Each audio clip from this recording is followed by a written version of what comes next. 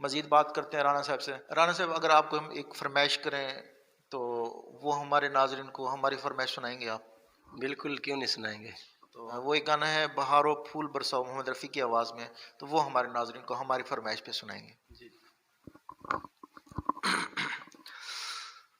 बहारो फूल बरसाओ मेरा महबूब आया है, मेरा महबूब आया है।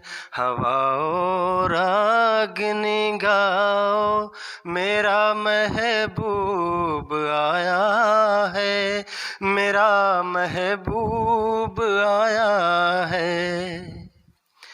ओ लाली फूल की मेहंदी लगा इन गोरे हाथों में, उतर आए घटा काजल लगा इन प्यारी आँखों में।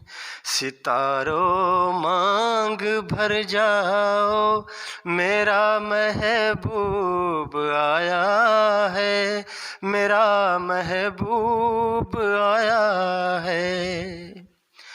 नज़ारों हर तरफ अब तान दो एक नूर की चादर, बड़ा शर्मीला दिलबर है चला जाए ना शर्मा कर।